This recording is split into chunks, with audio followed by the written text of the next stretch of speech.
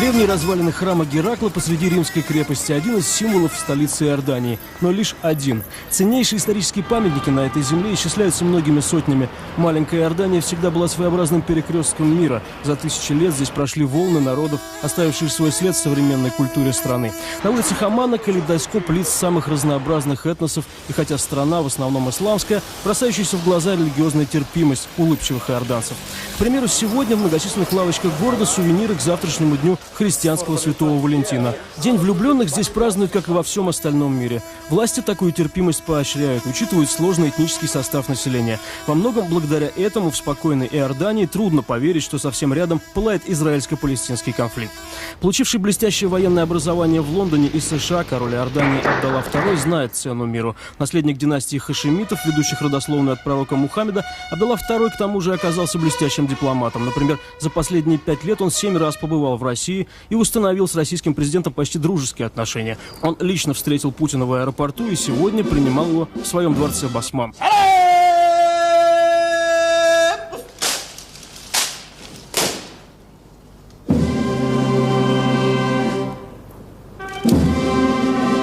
Королевская гвардия, приветствовавшая лидеров и прошедшая мимо их трибуны, называется бедуинской. Род Абдаллы II происходит именно из этого народа. Между тем, личная охрана короля традиционно состоит из выходцев с Российского Кавказа и называется черкесской. Переговоры начались со встречи лидеров с глазу на глаз и продолжались в расширенном составе. И наряду с двусторонними проблемами обсуждалась тема палестинско-израильского конфликта. Абдалла II отметил очень важную роль России в его урегулировании. В этом регионе Россия всегда играла важную стабилизирующую роль. И мы рассчитываем, что Россия и вы лично продолжите участие в этом процессе, чтобы добиться здесь мира и стабильности. Россия является членом квартета международных посредников и, разумеется, намерена использовать свое влияние в регионе, свои особые отношения с нашими арабскими друзьями и тот уровень отношений, который сложился за последние годы с Израилем, для того, чтобы вносить свой вклад в урегулирование этого процесса. Тема торгово-экономического сотрудничества заняла основную часть переговоров. Российские компании готовы развивать и модернизировать железнодорожную и трубопроводную сеть Иордании, строить электростанции и нефтеперерабатывающие предприятия. Всему этому должны помочь подписанные по итогам переговоров соглашения о взаимной защите инвестиций и создании Российско-Иорданского делового совета. Кроме того, подписан контракт на поставку в Иорданию российских вертолетов и соглашение в области автомобильной промышленности. Президент Путин явно остался доволен итогами переговоров и оказанным приемом. Я впервые нахожусь здесь с визитом в Иордании в качестве гостя короля Иордании.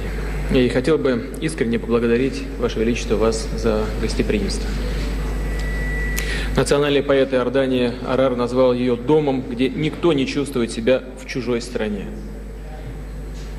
И мы сегодня можем констатировать, что это так и есть на самом деле.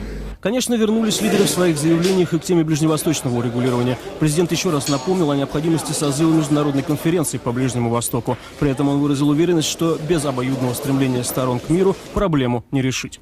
Что касается приоритетов России на Ближнем Востоке, они сконцентрированы на том, чтобы способствовать установлению в регионе мира, стабильности и безопасности. Содействовать поиску таких решений, которые бы отвечали коренным интересам проживающих здесь народов. При этом мы хорошо понимаем, реализация этих задач возможна лишь при условии объединения усилий самих ближневосточных стран. И, конечно, при деликатном и взвешенном участии других представителей мирового сообщества, международных и региональных структур. В этом же дворцовом комплексе, недалеко от места переговоров, находится могила иорданских королей. Здесь Владимир Путин возложил венок, отдав дань памяти основателям Иорданского королевства. С древней историей этой земли связана и следующая точка визита российского президента – место крещения Иисуса Христа на Иордане. Река Иордан, давшая имя этой стране, далеко не так широка и величественна, как могло бы показаться, учитывая ее значение в истории человечества. Сегодня по этой реке проходит граница. Вот там палестинский западный берег реки Иордан, одна из самых горячих точек на планете. Восточный берег Иорданский. Именно здесь, в тихом местечке Вади Харар, по преданию в водах этой реки крестился Иисус Христос. Здесь Владимиру Путину показали развалины храма и ступени, по которым, по преданию, Иисус спустился в Иордан для крещения вместе с Иоанном Крестителем. Тогда река протекала именно здесь, но за 2000 лет Иордан изменил свое русло.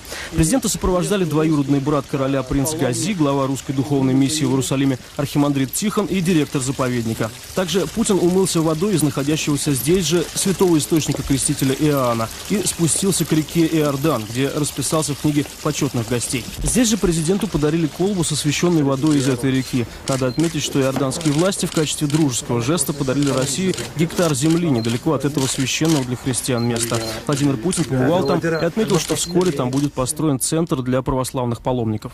Перед отлетом в Москву прямо в аэропорту президент Путин встретился с главой палестинской автономии Махмудом Аббасом. Палестинский лидер специально прибыл сюда, чтобы обсудить с лидером России пути выхода из ближневосточного тупика. А глава российского государства назвал эту встречу логическим завершением его ближневосточного турне. Наша сегодняшняя встреча естественная такая точка во всей нашей работе в ходе поездки по Ближнему Востоку.